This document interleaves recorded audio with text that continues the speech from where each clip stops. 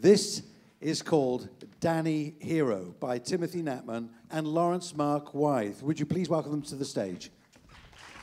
These are your writers. Writers. Hello, Richard. There you are. See you. You've got your Hello, mic. yes, Good. my mic works. Oh, that's, right, fair enough. Okay. Hello, everyone. It's lovely to, I say it's lovely to see you. I can make out some of you. Anyway, it's lovely to be here. As Richard's just said, my name's Tim. That's my friend Laurence at the piano. And our musical is called Danny Hero. And Danny Hero tells the story of Danny McIntyre. Danny McIntyre is a 15-year-old schoolboy who lives in a small flat with his mum in a town that has a glorious past but an uncertain future. Actually, I say he lives with his mum. Where Danny really lives is in his imagination, where he is a superhero who's been sent from outer space to fight for truth and justice. And that's how we're going to tell our story, with some scenes set in the real world and some scenes set in the world of Danny's fantasy. In the extract you're about to see, which comes from very early on in Act 1, Danny's off in his own little world. He's just defeated the latest malevolent supervillain, and he's a little bit worried that maybe some of his fellow school kids may have discovered his secret identity. Danny Hero.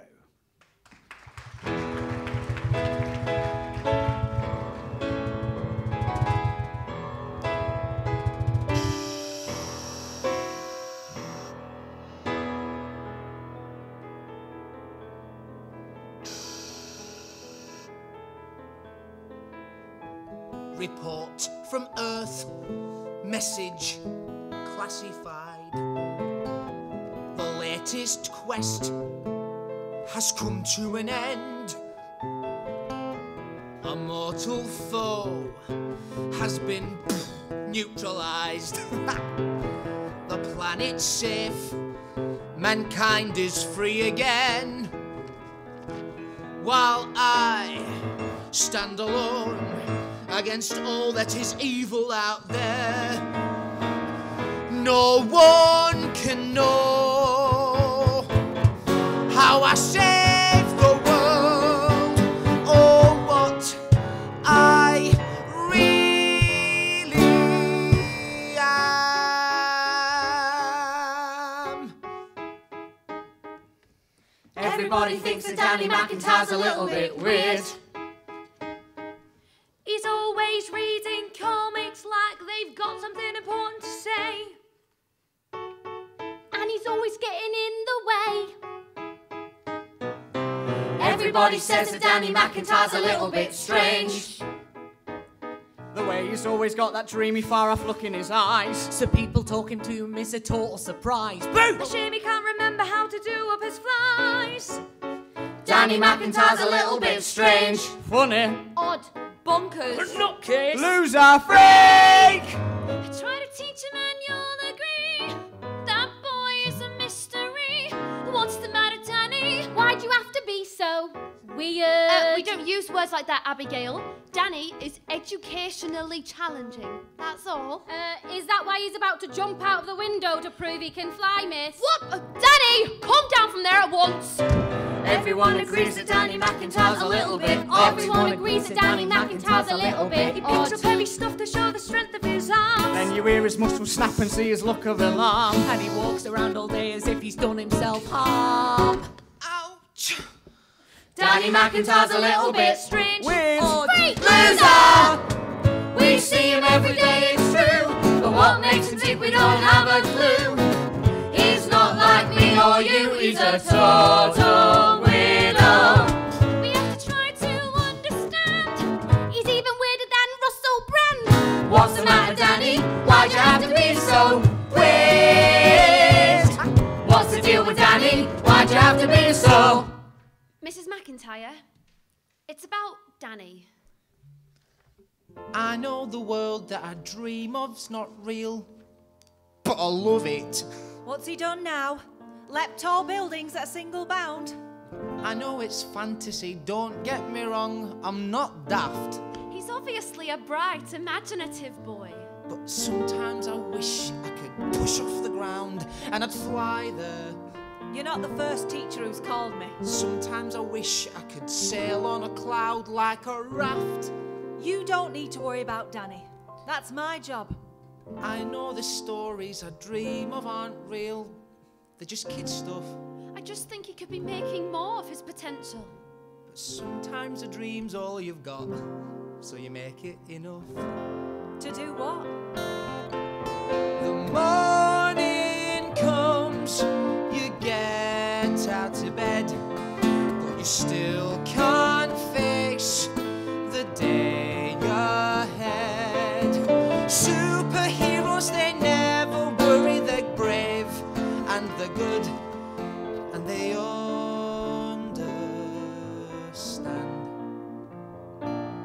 And they're understood. It's a difficult world out there. Sometimes I come back to Earth and it's all just a blur. I'm sure you mean well. I know my stories aren't real, but they're what I prefer. Perhaps I could speak to Danny in person. I know my heroes aren't real, but I wish that they were. He's not in. He goes to see his granddad after school. Are you all right, Danny lad? There's no such thing as heroes, is there, Gramps? Heroes? This town was full of heroes when the steelworks were still open. That was no place for a coward, I can tell you. Furnaces hotter than the sun, burning rivers of molten metal. And it was good, while it lasted. When you're walking down the open road, and it's a bright new day, you're flying free on any breeze that blows.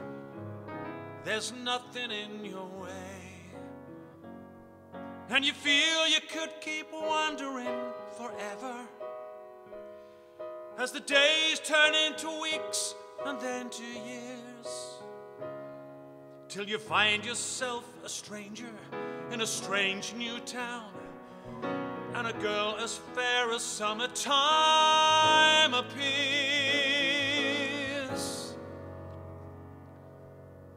You get a job at the mill and you start to build a home. Then there's a baby on the way, and you find you've lost that young man's urge to roam. You know you're here to stay. Every day you stand tall by a great waterfall of liquid fire. You pay every debt with your strength and your sweat, and you never tire. You know where you stand in the world, you're a man, and there's no praise higher. Taking the nonsense from the foreman, 'cause you know no fear. Doing the job that you were born for, that's the deal. When you were a man of steel, Every day you get up and you go to work with pride, and you know what you are worth, and you stand and you post with your brothers by your side. You know your place on earth, and one day they lock the factory gates forever, and the foreman's there to see you on your way. Now you wake up every morning with nowhere to go. On the doormat, all the bills that you can't pay. You try what you can, never cry, you're a man and you have to earn. You puff at your chest and you give it your best, but you never learn. So the mills may be gone and the smelting is done, but the flames still burn. Why would you give to have the former parking orders now? Like back in the days you felt the turning of the wheels.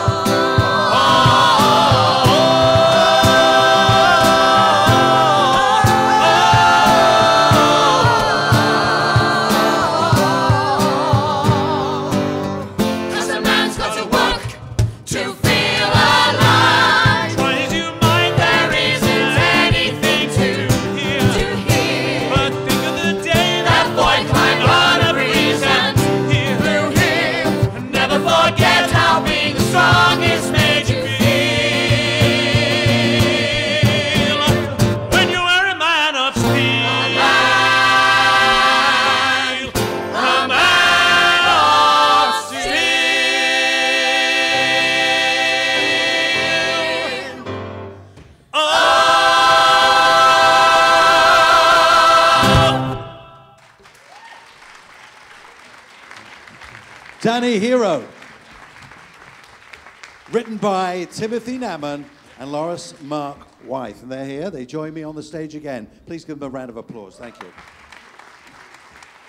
Now, Grandad brought him back down to earth a bit there, didn't he? A little bit, but Grandad reminded him that although there may not be superheroes in capes and, you know, with their underpants outside their trousers, all that kind of stuff, that in the right circumstances, when a community is full of self-confidence, there are heroes everywhere. There are heroes walking down the streets. You don't have to look very far for heroes.